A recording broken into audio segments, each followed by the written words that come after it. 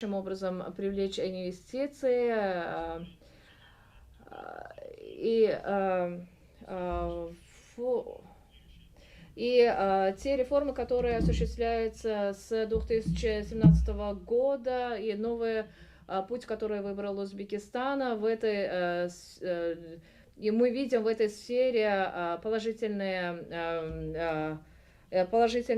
эффекты, но все-таки не все делается, чтобы полноправно использовать потенциал Узбекистана. И мы здесь для того, чтобы решить вот все моменты, которые нам необходимо перевод. Вот в зале никто не поднимает руки. Like this is to get that balance of the capital markets right. So, you've now heard more than you wanted to on my opinions. Let's hear from our real experts facing the challenge of governing Uzbekistan state-owned enterprises. If all goes well, we'll first hear some prepared comments from our two government officials, and then we'll hear some prepared comments, I believe, from Mr. Shevchuk and Mr. Turetsky. After these presentations, we'll mix it up a bit, and I will ask some questions of our remaining panelists and invite follow-up comments from our presenters in the remaining time available. So, first, I invite Director General Vafayev to speak to us about the role that the ASR is going to play in the transformation of corporate governance in Uzbek state-owned enterprises. Thank you, Mr. Vafayev. If you'd like to offer some prepared remarks, the floor is yours. Thank you, Mr. Briggs. Dear ladies and gentlemen, fellow panelists, let me first of all thank you for attending today's discussion. And as we discuss a critical topic and issue of corporate governance and improving corporate governance at the state-owned enterprises, we of course would benefit and learn a lot from your collective wisdom, your collective experiences, and would appreciate all views and thoughts shared through this discussion. Let me briefly introduce the agency, probably. The Agency for Strategic Reforms was established by the President of Republic of Uzbekistan, His Excellency President Mirziyoyev, with one important role to create an institution which will play a catalyst role in all reforms, basically. And by actively collaborating with all institutions and state agencies involved in designing and implementation of these reforms. It doesn't mean that we're going to do functions of policy making or running the ministries. Our role is to bring them together to establish a truly collaborative environment and help them in defining and also implementing important policy measures which support overall reforms program of our president. So given that, we are trying to build an agency which is a pretty new institution as a very dynamic, forward-thinking organization which is dedicated to support innovation, attract talents, and cultivate, as I said, one of the most important factor of success of reforms, as we believe, strong collaboration and coordination between different players, including the private sector, including foreign investors, in the process of developing and implementing policy measures and reforms. Going to the topic of our today's discussion, it's of course obvious that there is a strong correlation between between good corporate governance and performance of enterprises.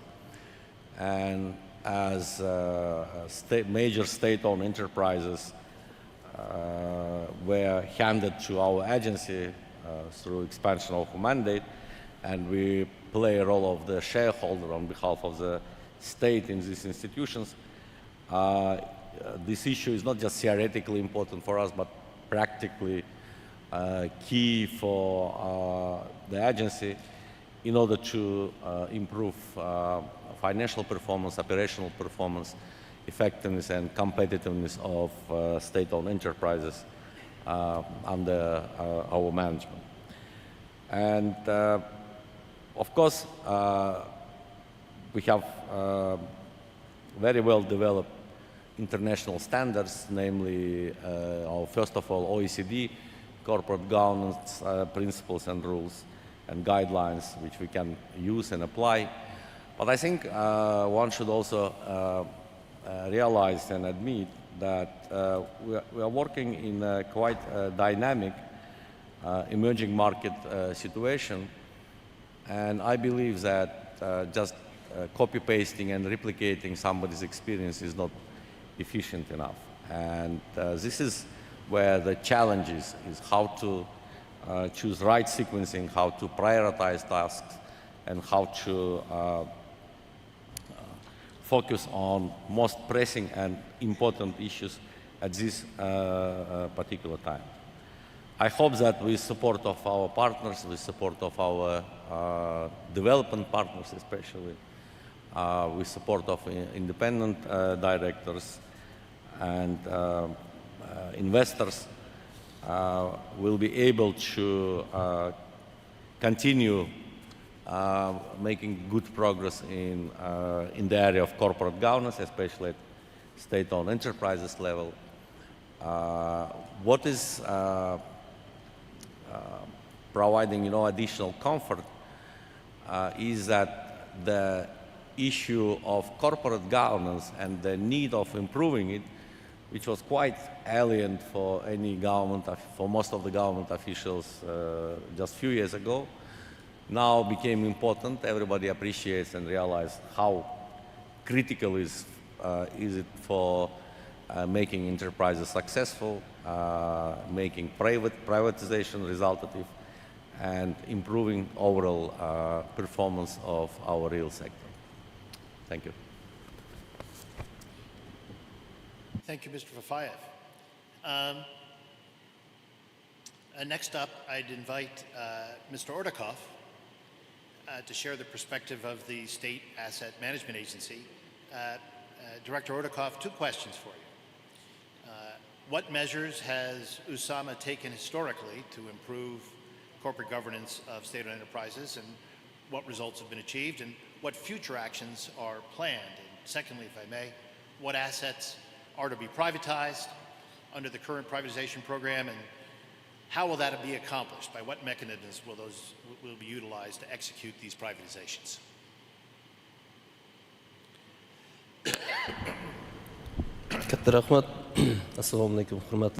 Thank you so much.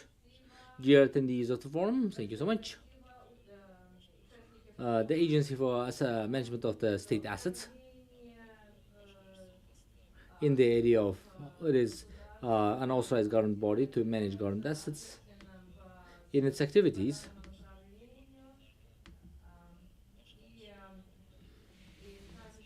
so it may be involved in management of the government-owned companies. That's one area of its activities. Secondly, what is also most important and relevant today, that is the privatization. It's involved in the privatization processes, and at the same time, there are a number of other objectives. That is insolvency, regulation of the insolvency matters, and also regulation of the realtor or real estate related activities, coordination respectively. So now, regarding your questions, as regards corporate governance, improvement of corporate governance practices and principles. In recent years, many efforts have been undertaken, and frankly speaking, those elements of governance which were really frozen in time we have made so much efforts to finally break the ice and transform this idle or frozen principles. So in the end, it is really unprecedented in the history of independent Uzbekistan. We actually passed a law on a dedicated law on management of government assets. So it took effect recently. So over this period, I mean, before we didn't have a dedicated law on management of state-owned assets. Before we didn't have the legal framework, but we still had to manage these assets. So it's really an institutional breakthrough. So what are the main, most important features of this law? Is that so in the area of management of state assets, there is a legally mandated body. So clearly delineating the rights and powers of the regulator and the owner, giving definition of the state-owned enterprise, government's involvement in governance and management. So there are a number of provisions and norms. As they are actually now being clearly regulated by law and respectively. And also, there's division between the assets owned by the national government and also assets managed by and owned by the municipal authorities. So, who should manage these national government-owned assets and the municipality-owned assets? And how these enterprises are to be established, and what are the restrictions that the state-owned enterprises face? Until recently, any agency, any government-owned company, as regards equity matters, as regards, for example, the purchase of certain assets,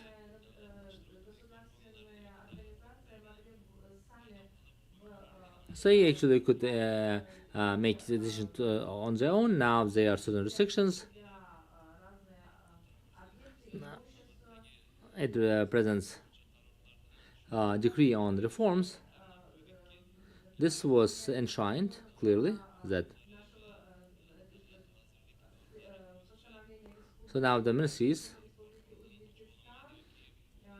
So now, obviously, you cannot just as a manager start a government-owned company on your own or make changes in its equity. So it must be endorsed by the agency for management of state assets, and certainly it must have certain justification and grounds. So how we can oversee this process?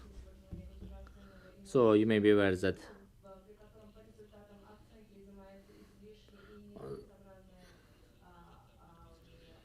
So in the process of the registration of the companies,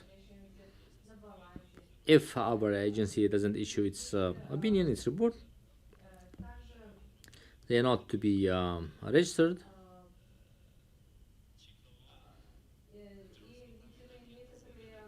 So we have created such a system to ensure that these restrictions are effectively managed. So as regards reporting, so it was elevated to number one issues, mainly so that the state-owned companies, to ensure that these companies are duly accountable to the government, so that their reporting is open and transparent. So respective objectives have been set. So once a year, the Agency for Management of State Assets, in endorsement with the so it reports to the parliaments and to the president's office and the cabinet of ministers. So there is this new regulation of reporting for our agency, and every year, based on analysis of the state-owned companies, the operations, so by 1st of October, and also from the perspective of the future operations of the state-owned companies, they should give the opinion whether they should be kept as state-owned assets or they should be privatized and moved to private assets. So based on the principle of sell or explain. So we do this inventory, inventarization every year in line with our privatization program. So in over the last 3 years, we have been implementing such programs recently. For example, our latest program was passed on 24th of March, and I will give you the information on that.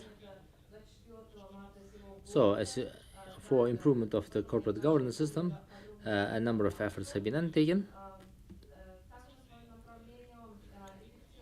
So, what's important here is that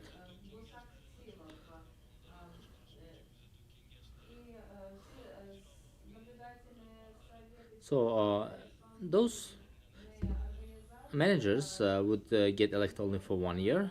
So now, to ensure this continuity, to ensure that the reforms are continuous,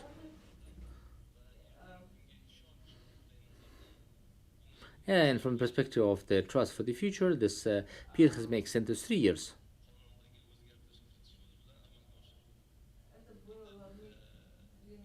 Now, another matter. It all sit on the assets. They should have at least one independent member of their board, of their supervisory board. Before, it was only the representative of respective government agencies. Now, there must be someone from the professional experts, professional managers are being also invited. At 57 companies, there are nearly 100 independent members of the supervisory board. So as regard this reporting system, based on the outcomes of every year,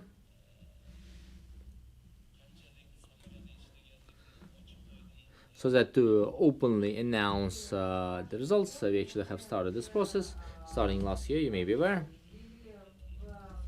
At the number of years, so as of the end of 2021, those who have the highest profits, and the list of 20 was actually announced, and those 20 loss-making companies were also announced, and so that people would know, would find out, so that whatever company is performing better, and which ones actually cannot deliver, so that to ensure to maintain the trust of the investors in these companies, so that they would have the trust to purchase their shares. And government used to have this golden share, so by law this was abolished. So having this very small share, having this golden share,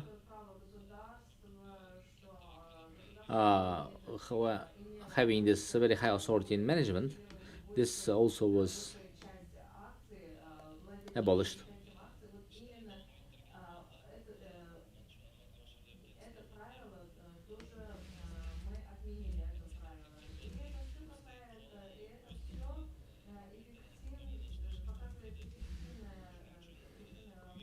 So this year, so we actually will produce a new draft law based on the objectives that we have set. So it will be produced as a new draft, and we will actually collect opinions of the international financial institutions.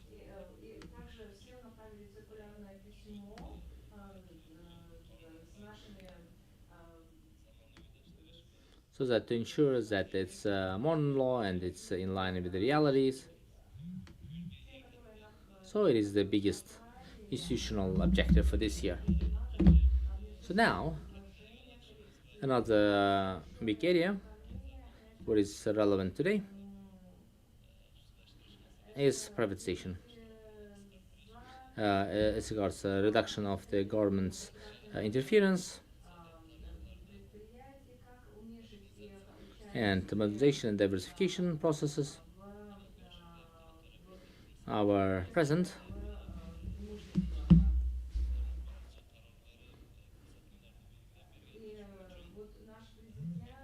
So, therefore, in order to reduce the government's involvement, there are major assignments. So, for example, in 2020,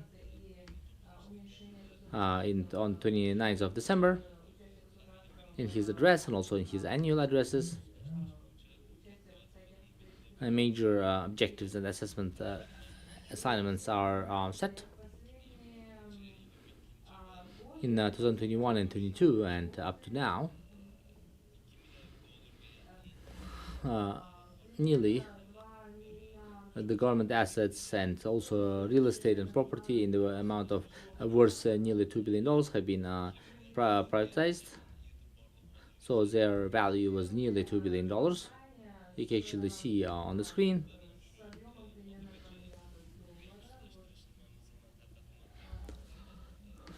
So this is this handout material that we have actually distributed. But what's most important here is that more than 500 companies which are government owned have been privatized, and nearly 600 state owned companies. Some of them have been abolished or they have been transformed into a different organizational form. Now, under the forum,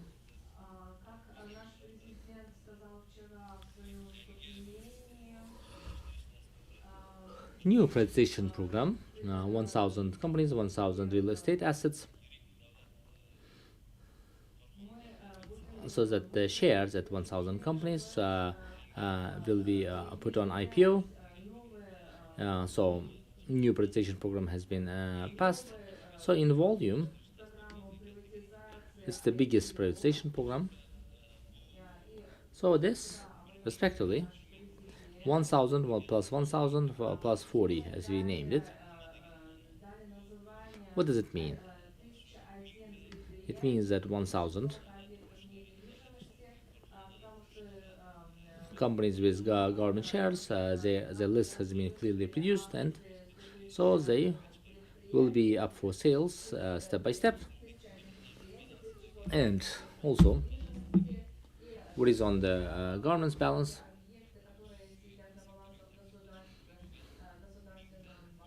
So 1,000 real estate assets,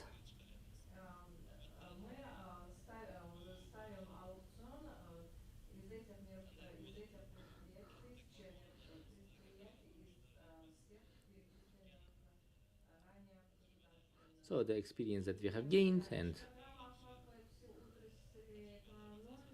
based on our best experiences, engaging professional companies.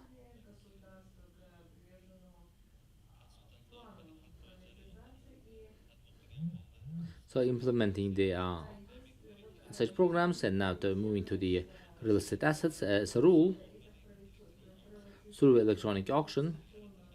As there's electronic auction system which has been created through the system, they are privatized. So in Uzbekistan it has become very popular e-auctioning system. So more than 4 million people have been involved in the e-auction system. So the more mobile application has been designed through this. So they've been involved, they can observe. Now nearly 250,000.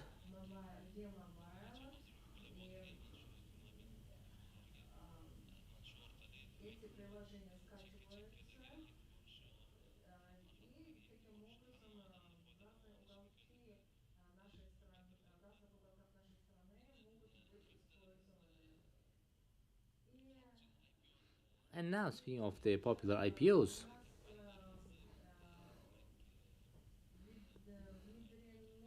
so it has been mentioned, Al Malik Mining, Bekabat Mining, and also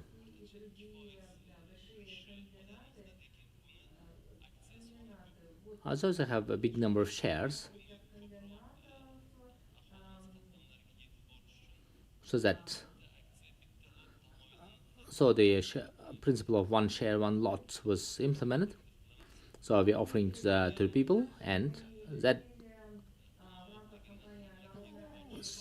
to ensure that they're popular, and to communicate to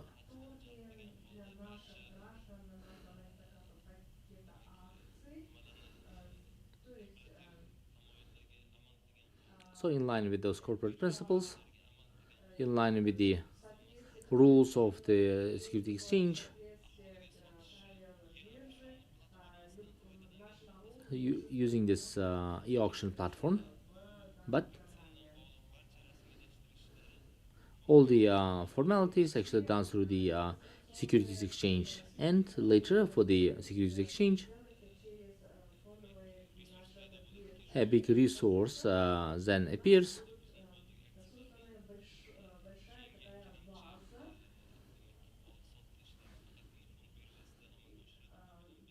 So thereby for development of the capital markets, so we facilitate the process. So it's of interest to and also the company's IPO systems.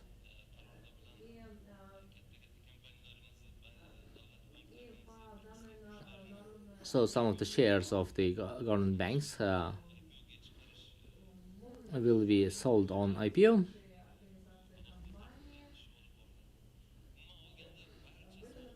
So in any sector, in all areas and sectors of the economy,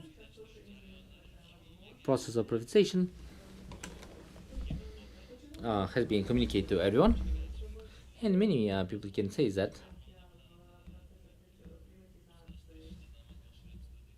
you're doing it only with small companies, but now we actually have started with the bigger companies as well, be it Uzbek Neftegaz, Uzbek Airlines, thermal power plants, also Uzavtosanat. So how actually it's being done, whether some of its shares should be sold or factories should be sold separately.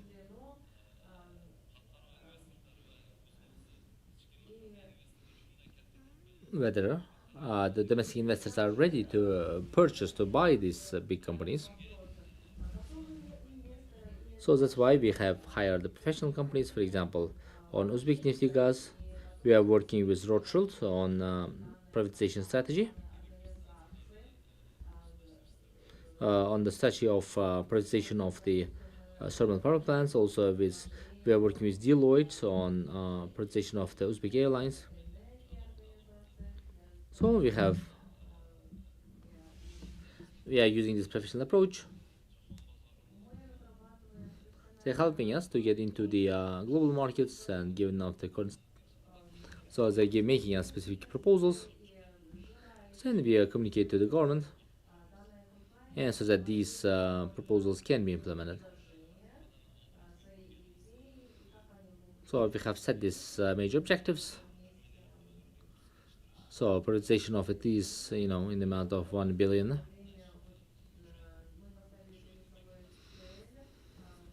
So our program will help in the process.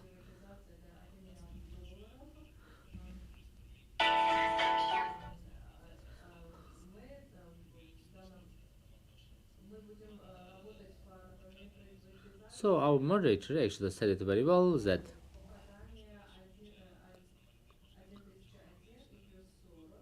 so we have to make many efforts, and with the help of a moderator,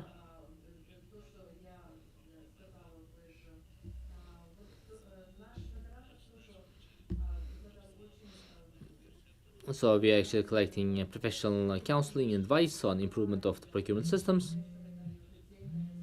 Very good proposals are being collected.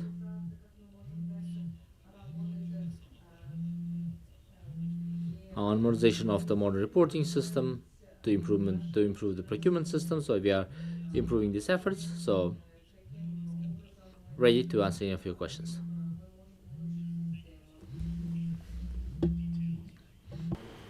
Privatization program.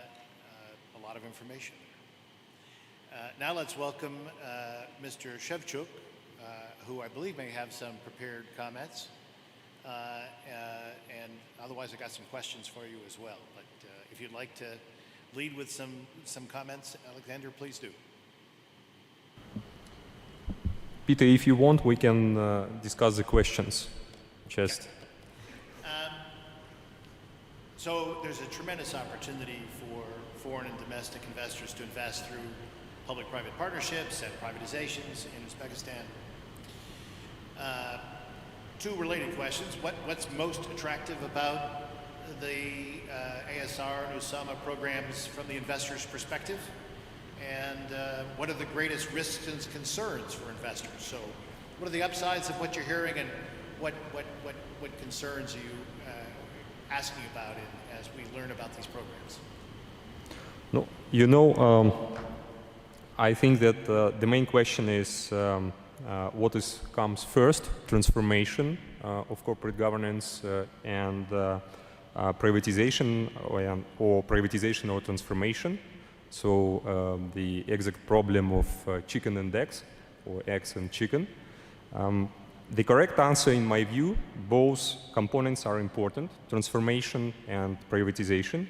However, depending on the development stage of each company, it's necessary to find the right balance between the depth of transformation and the speed of privatization. And I would point out 4 aspects which are important. The second one, if the government and state team chooses the optimal way of privatization in each case of state-owned companies, this will also have a positive impact on the ability of private companies to raise capital as well. International institutional investors are closely watching new markets and analyzing all public actions with state as an owner of state-owned companies. So it's important to understand that such actions should be consistent and predictable, as unpredictability keeps investors away. It's vital to try to create a success story with each case, as growing number of such stories will eventually increase portfolio investments in the country. The second one, privatization roadmap. For each large state-owned company is an essential tool for the investors and the state, I hope. The roadmap should cover different privatization options considering the specific of the industry, privatization goals, and regulatory dependence of the company. Sectoral and monopoly regulation should be considered separately, and as well as social tariff burden. The monopolies require individual approach from my perspectives. The third one, we think that split of the companies into the different groups will be helpful. For example, market-oriented companies, semi-market-oriented companies, and fully regulated. Success in privatization in regulated companies heavily depends on investment assessment and readiness to pay for the quality of current state regulations and, more important, regulation in the future. And finally, the fourth one, in case of selling and controlling stake to a strategic investor together with placing a minority stake among portfolio investors, of course, it's important to assess not only the expertise of the new controlling shareholder, but also the access to technologies and equipment. Sometimes it could be more important than the access to the capital.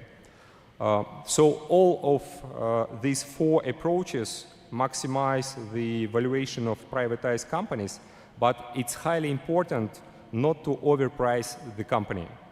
The difference in good placement versus bad placement is the upside in valuation left for investor. If you price the privatized company correctly, in consequent placements, you will benefit from higher multipliers and due to the trust and demand in placements of state-owned companies. If I could just express an opinion on that. If you just use the present value buttons on your calculator, governments looking to sell assets worry terribly whether they're realizing the best prices at the time of privatization.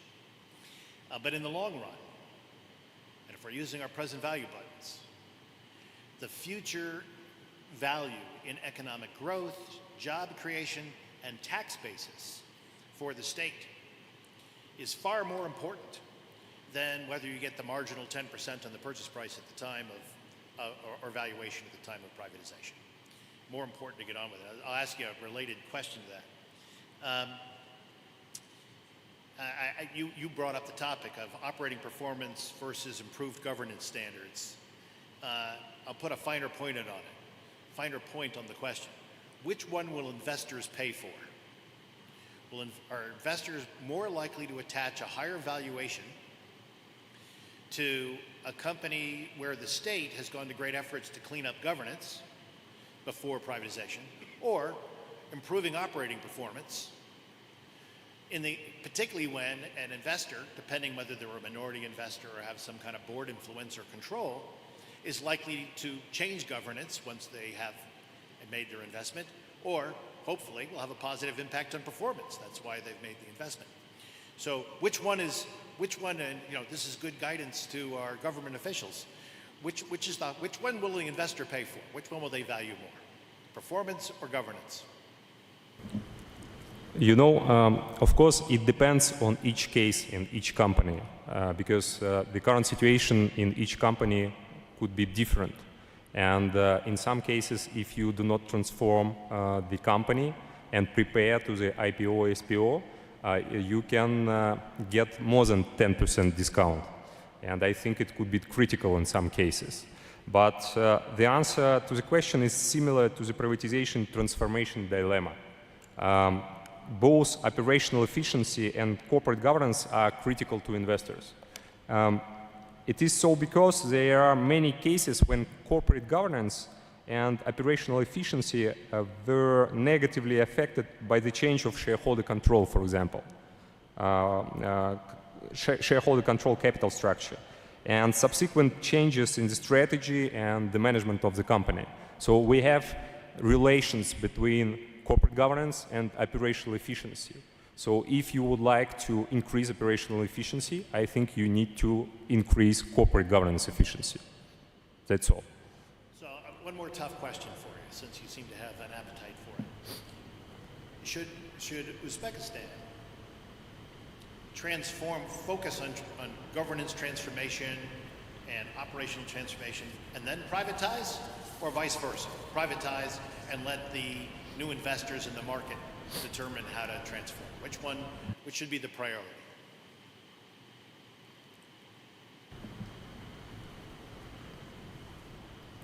You mean the priority between the privatization and... I'll put it another way. Fix then sell, or sell then fix? It depends on the cases. Didn't say it was a fair question. I think that for the large companies, you should have a unique approach. It works like this. And each board of directors of each company, they have their own roadmaps. And of course, it should be not postponed. I mean, the roadmap of privatization. So you can just set up this roadmap, how you should achieve the final goal of privatization. And step by step, month by month, and you should stick to this roadmap. That's all. But it really depends on the cases. You should avoid the same approach for all companies. It's not an efficient way. Thank you. I've been putting you on the spot. Appreciate your answers. Mr. Briggs, don't you mind if I just comment? Please. Given that you asked very interesting and important questions. I mostly agree with my fellow panelists here that one-size-fits-all approach would be probably not the best one in the privatization or transformation process. However, I think you asked a very good question and provoking this discussion, and the question of transformation first, or as you put it, fix first versus privatize first. I think it's rather artificial, and fixing, especially in terms of improving the corporate governance by introducing better financial standards, better financial accounting and reporting, better accountability in front of shareholders, it's important. And it's, as is in your example with UK, which basically benefits from its legal system, we look in our reform and privatization process at corporate governance not as a self-objective or objective by itself per se, but rather as a platform, as a tool which enables us to privatize and transform enterprises faster. As far as approach, what comes first, privatization or transformation? I think I will repeat the answer here. It depends on the asset. If we are talking about enterprise which is in state ownership, but it's probably not much strategically important for the government for many reasons, why should we spend our efforts and time and resources on trying to fix it and improve it? We better sell it, not caring much about the present value, as you say, and hoping that the private sector would be much better than we in improving the prospects of growing future values. If it is enterprise as very important in terms of resources, and especially resource-based companies, I think we have to be careful in developing the right strategy, because the value of this company, it's not in corporate governance mainly, it's not in its equipment or what they have, it's in the resources. And the right valuation of resources is of course very much linked to all this overall infrastructure, corporate governance again, of equipment and reporting, etc. So that would require a bit different approach. But let me reassure you that this issue of present value versus future value is important for the government. And we don't see and we don't look at privatization as a process of raising additional revenues for the state coffer. For us, it's much more important part of reforms which aims improving overall competitiveness and overall productivity in the economy, rather than boosting just one-time revenues of the budget. Thank you. Thank you so much for your comments, and that's a very important prioritization that you've just highlighted. My purpose was to be provocative with my question, and I really am happy that you contributed your perspective on that. So, again, looking from the investor perspective in and the challenge of all of this change in governance, let's shift for a minute to Mr. Ikonikov, a noted expert on corporate governance, on the challenges of serving in the role of a director in a state-owned enterprise and in a privatizing state-owned enterprise, which is, through that period of change, has its own challenges. Sure.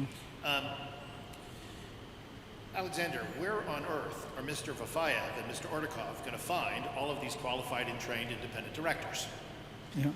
Good question. Да, спасибо большое. Thank you so much, dear attendees of the session. Thank you so much for attention. Transformation of management of government companies is a very interesting subject. I would like to thank Peter for the question. So we have been working with the directors, with the CEOs, so we work with the shareholders. In the post-Soviet countries, we work with many agencies which are going through transformation. And here I'd like to share with how it affects the selection of the directors. I'd like to start with the quote of George Lucas, who said that our focus actually determines our reality. Probably we all have to think about it, we as directors and shareholders and top managers, particularly when we actually make changes and when we project into the future. And it's very good that the Agency for Management of Government Assets has its focus. There are these companies, strategic companies, and so it's a very good framework based on which we can actually offer such examples and actually create such a domestic pool of candidates that we can use for the further development of governance. We all know that the transformation is a process. It's not a result, and So we all need to identify what we want to see as a result. And in all countries, there's a code of corporate governance because it sets the certain minimums and what they should strive to. So it's some kind of a norm and national standard.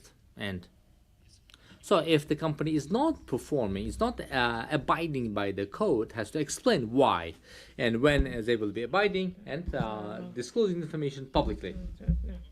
And probably in Uzbekistan, it's high time to moderate, to make a more modern to moderate standards, synchronizing this codex or legislation. Last year, we with IFC and we held a corporate forum. And what kind of a legislative system or rules can we improve or in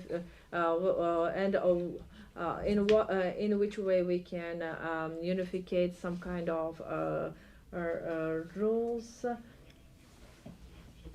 If these rules will be more modern and will appropriate to the international standards, then we can work more easily.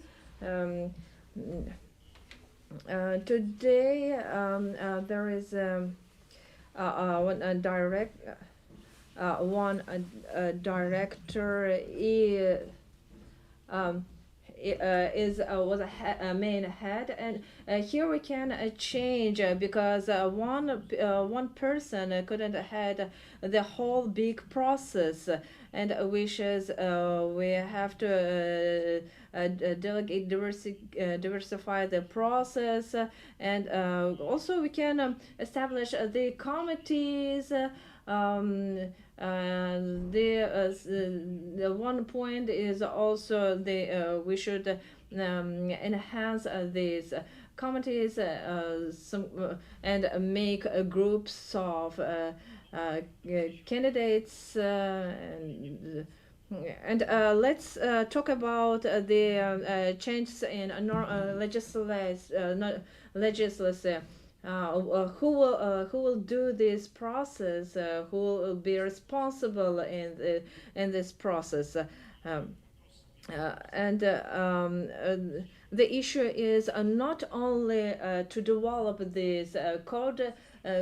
Also, there should be the process to implement it. It should work, and if one company didn't allow these rules, doesn't go through these rules, there should be held some kind of penalties. And also one point is also we should exchange our the practices, train new employees in this sphere, and we also should focus to transformation our world view. We have to see the business as a whole unique entity, and have to find balances between interested parties.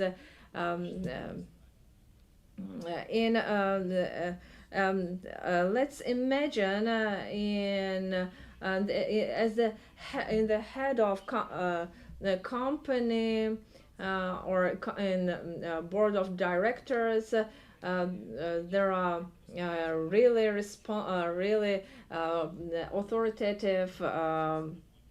authoritative persons. What will be what it can give? It can give also the increasing authority the company, because they have their weight, and such people, the authoritative people, are not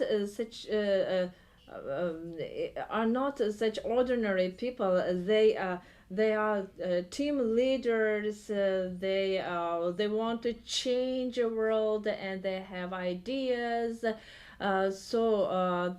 These authoritative persons always always be paid, and they want to have guarantees. How to attract such kind of authoritative persons? There should be such kind of a person who can attract this people. He should be also authoritative as they are. The ordinary manager or ordinary director cannot attract them. It's yeah. And by attracting them, you can put them give them their proposals, or set targets, set your targets, and attract them as give them a challenge. They like challenge. For example, such kind of we have such kind of a life hack. The best candidate is that candidate. Is the candidate that is almost already there, and knows what kind of a business rules led such a business, and such people can be attracted, can be interested, are interested in your business, and can give you real assistance in building a cooperative management. Yeah. The strong reputation and not the strong reputation, real ideas, and real ideas, and the people with should be in your focus, because by their authority you can open many doors before your business. The second point is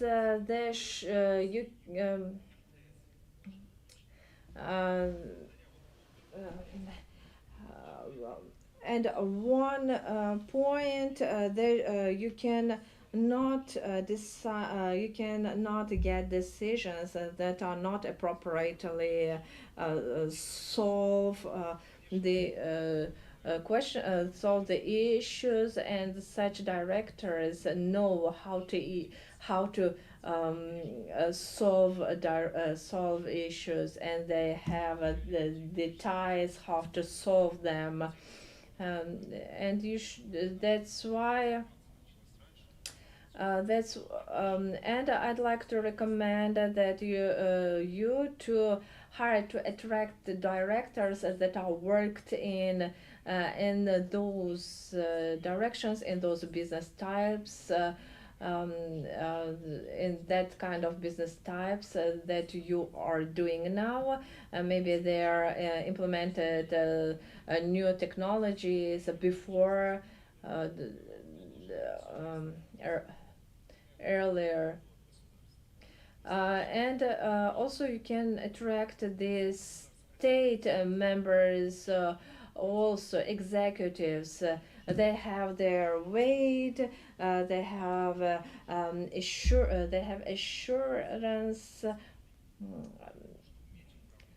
and also there can occur that conflicts that should be directed, and of course in attracting such kind of state executives, so you have to know that such kind of people don't always have time to give you a real effective solution, but anyway they have a weight in solving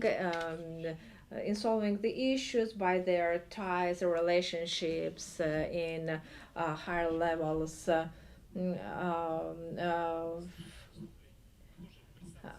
For example, if there is a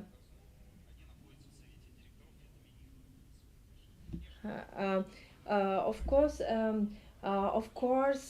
such directors as an executives can give you more opportunity to have such kind of profits from the state in your area, and it can occur such kind of monopoly. This moment should be appropriately also seen. Thank you. I'm conscious of time, so we're going to keep moving along here if we can. Excellent insights. Next, let's hear from our change agent, Eric Sagoussis of PIP.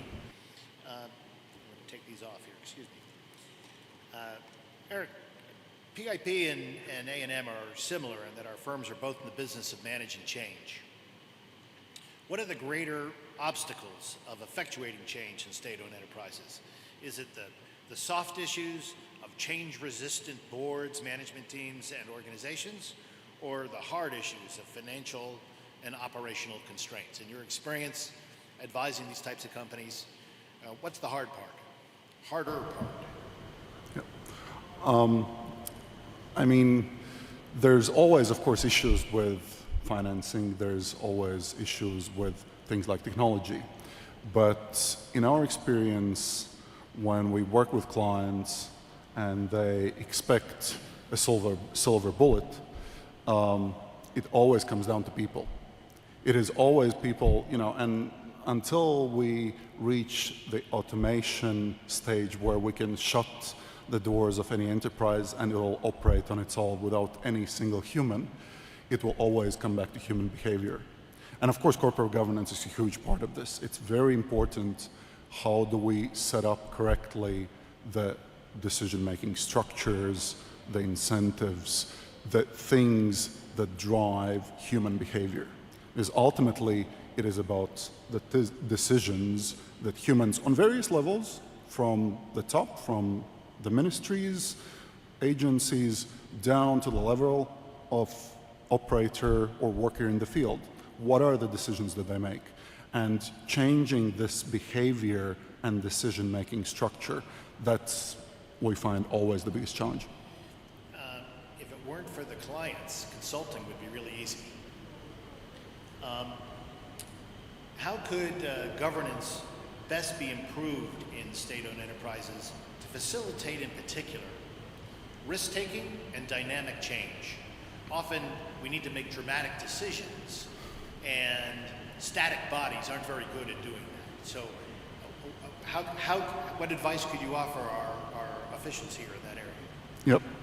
Yep. Always a challenge, and does come back to the human behavior and human decision-making. And we find that there are probably three key components. First, it is actually having, and some of the colleagues here talked about it before, having clear, specific targets. What actually do we want to achieve? What are we going for? And what good looks like?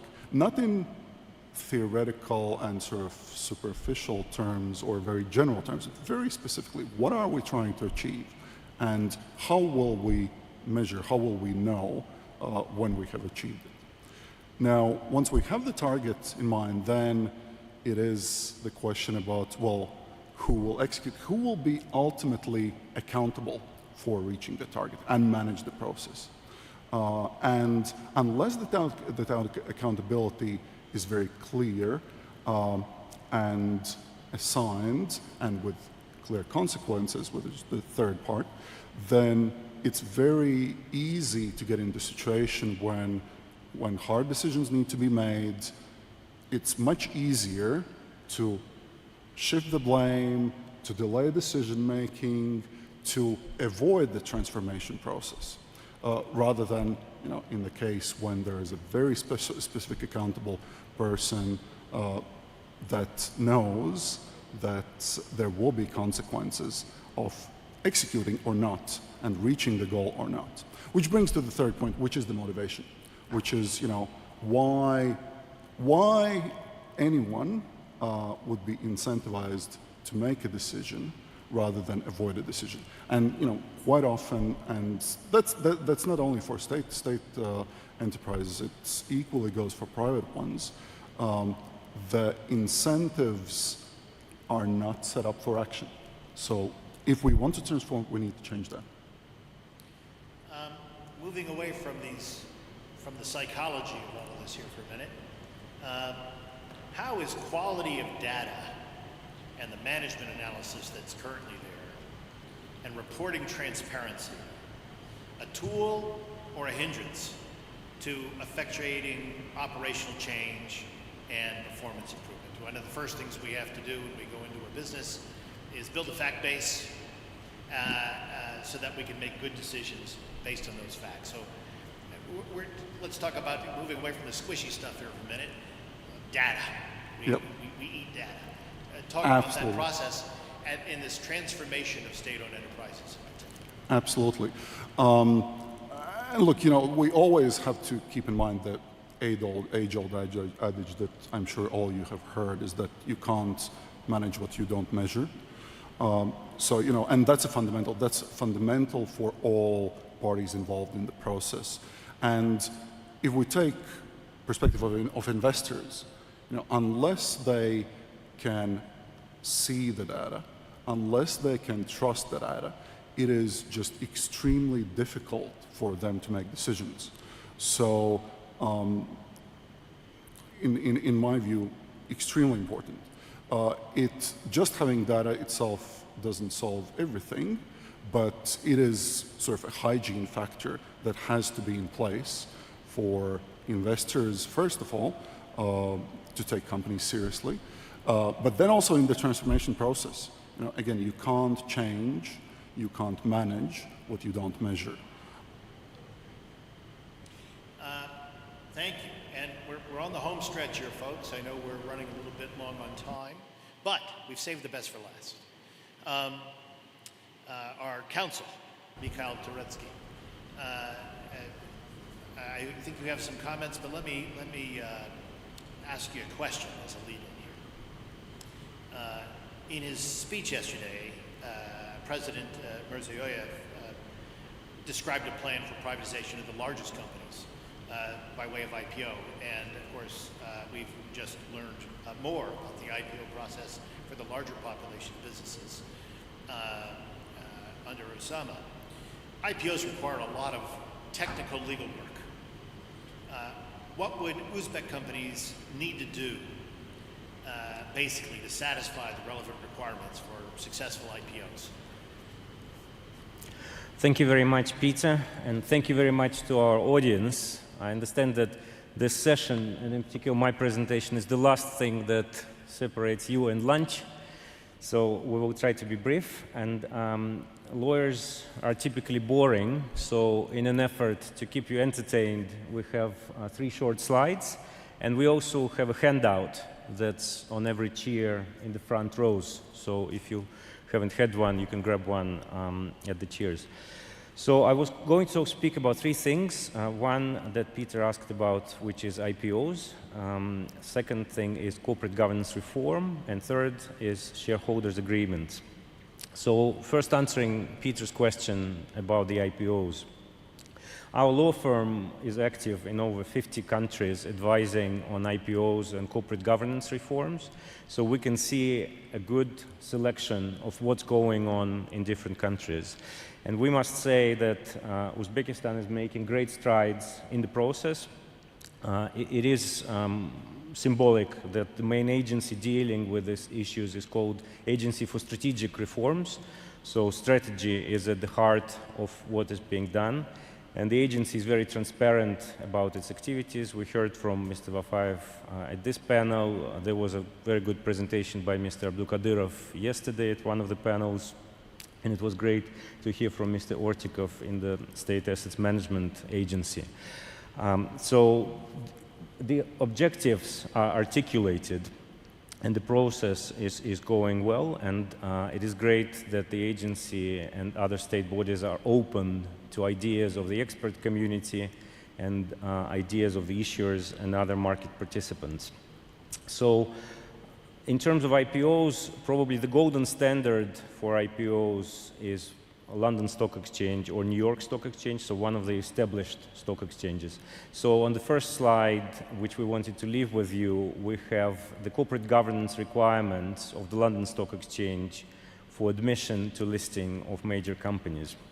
What we have on the handouts is a side-by-side comparison of the requirements of the London Stock Exchange and the requirements of the Tashkent Stock Exchange. We understand that another important objective is to develop the local capital market. So presumably for large issuers, what you would want to pursue is a dual listing when a large company is listed both in London or another major international stock exchange and in Tashkent.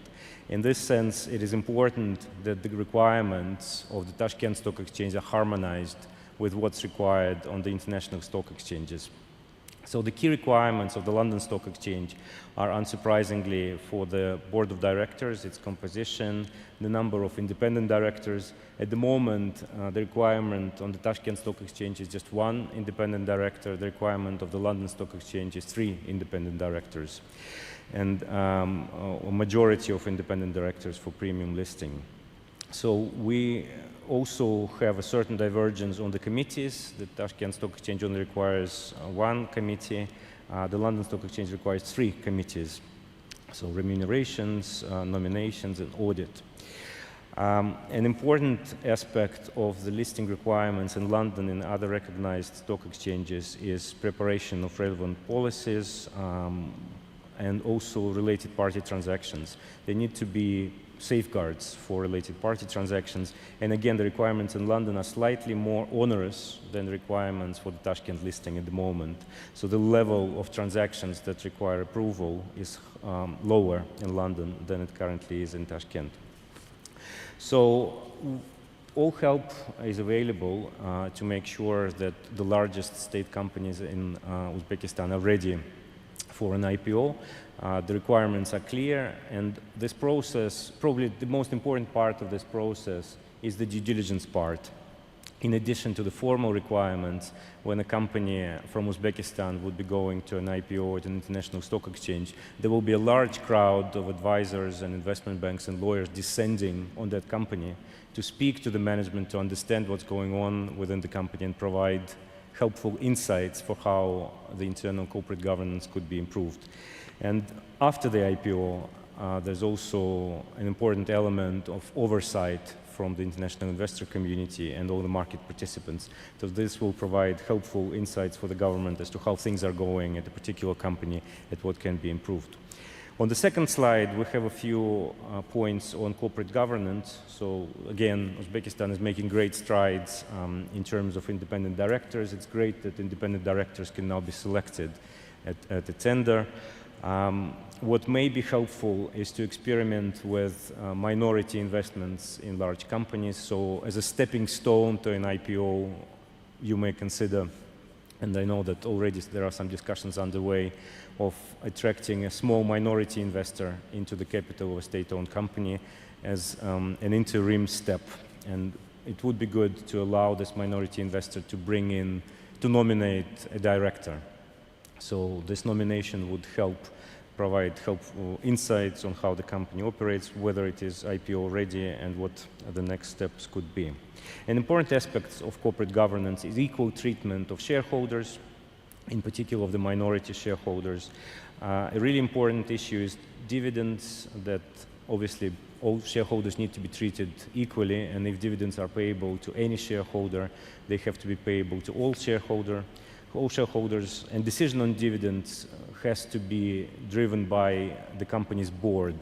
So it is clear that a large shareholder may be the government, and the government has its own needs and requirements for the company, but it's important that the dividend decision is with the board, and even if the board comprises representatives of the government, they have to keep the interests of the company at heart, and they have to balance various issues, not just the interests of the shareholders, but the interests of the company and its investment plans.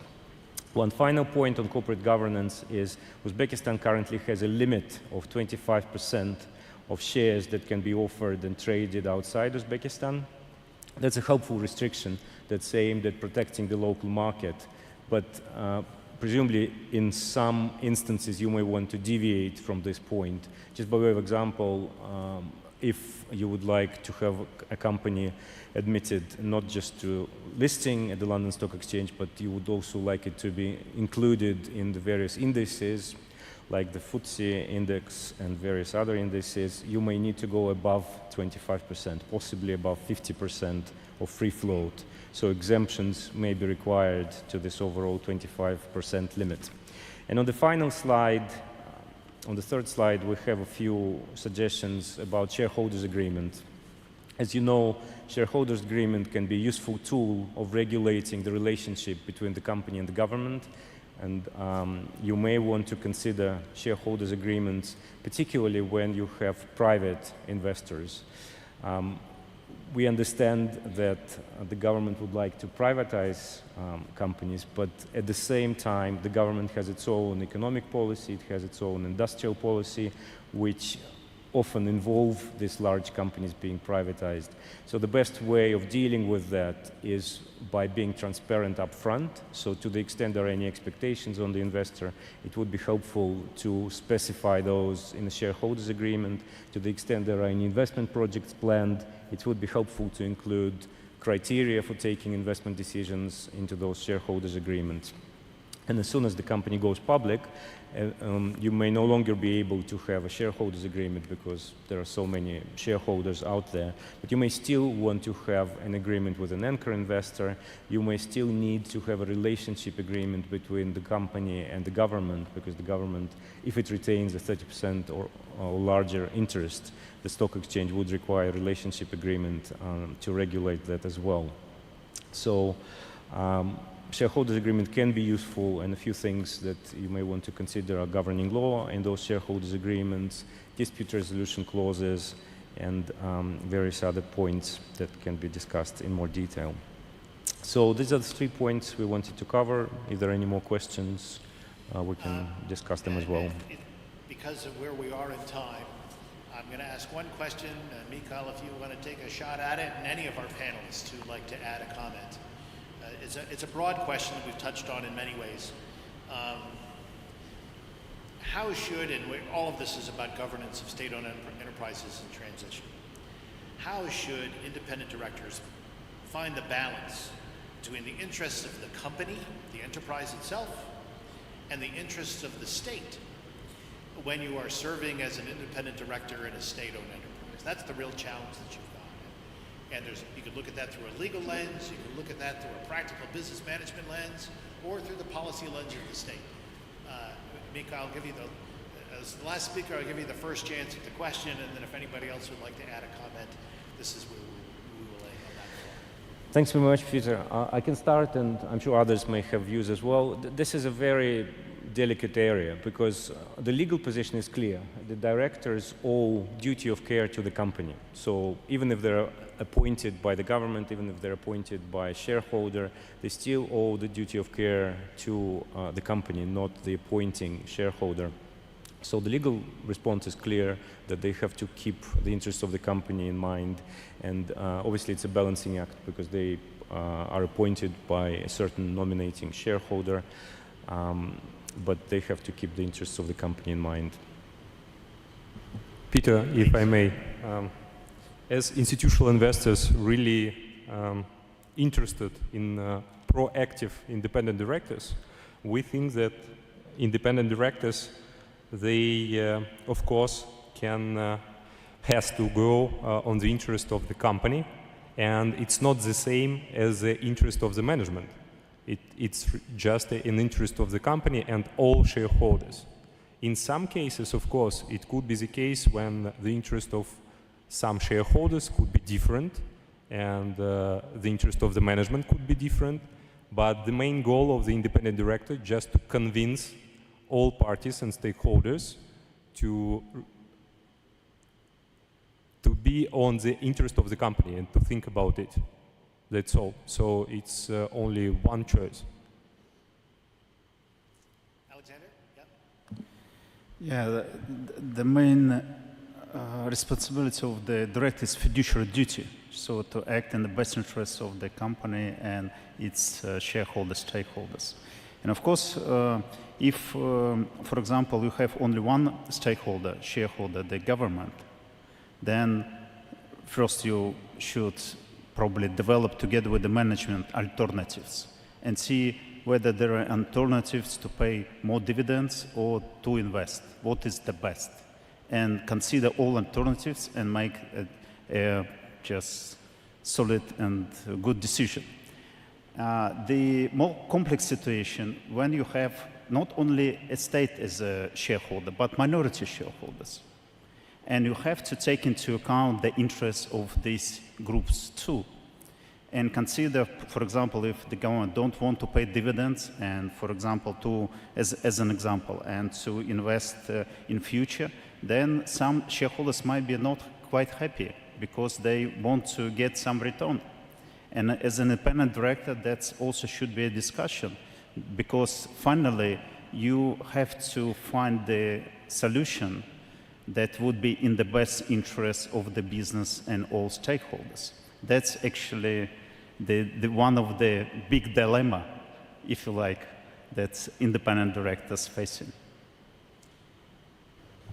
У меня тоже.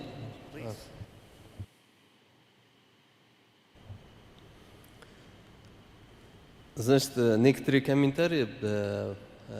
Some comments on attracting independent members of committees, directors. We are working in this area. We are attracted on a competitive basis. The Headhunter company, it's English company. And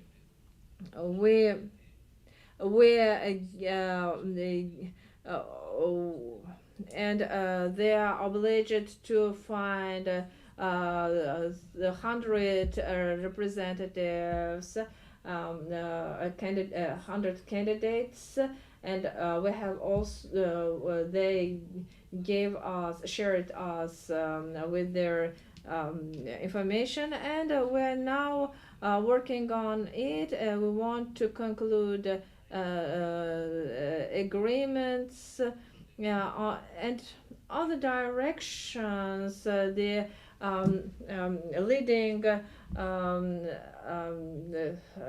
the companies, for example, Norway Metallurgy Company, there we just implemented 3 observer councils, committee. There are 3 committees. We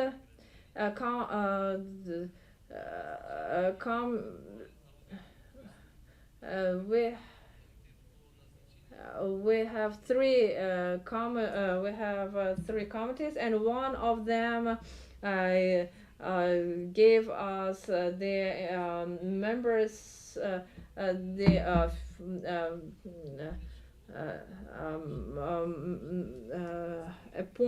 members some candidates to the leadership.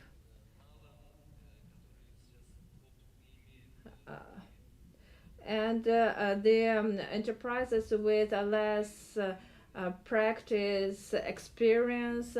For such enterprises, we have a competition for 30 places, posts, and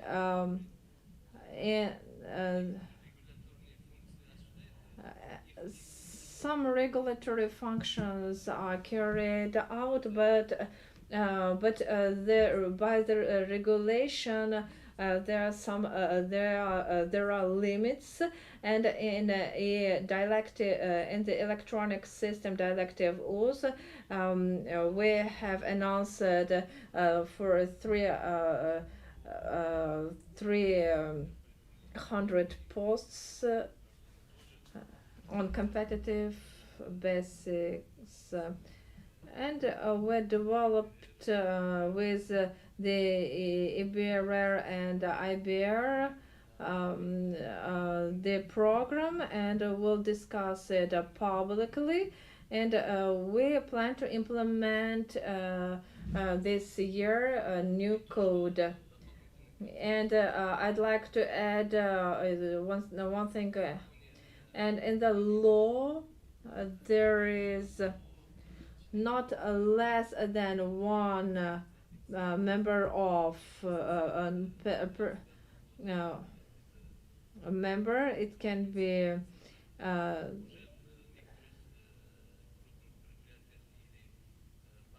in great enterprises, the 50% of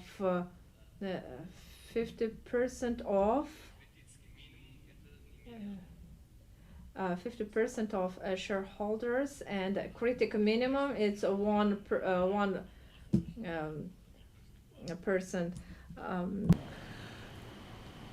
I just want to stress that you see from the answers of Mr. Artikov how much efforts and resources the government and the state invest in selection of independent directors, and obviously we do it not to replicate through these independent and expensive directors, rubber stamping boards at government, at state-owned enterprises. And for the state, their major objective is to improve and increase the value of the asset as any shareholder, private shareholder. So we'll be directing all our independent directors to work, first of all, based on the interest of the enterprise and the company. And if somebody tries to mask some ministerial, some narrow objectives with state interests, well, this is where a shareholder can step in, representing the state. So, all in all, directors and all directors, and especially independent ones, should work first of all based on the interest of the enterprise and the company. Thank you. Well, thank you. Thank you all for your comments. Спасибо. Of work to be done. An enormous amount of complexity to prepare in improving governance of state-owned enterprises and in preparing these companies for the ambitious privatization program which has been described. One of my takeaways from this conference is some comfort that the quality of leadership and depth of understanding exhibited by today our government representatives and market participants who joined us on our panel are up to the task, and that Uzbekistan, if it follows through, has tremendous potential to be successful with this program to the benefit of its people and the investors who participate. So please join me in thanking our panelists and wishing our officials the best of luck in achieving their objectives. Thank you very much.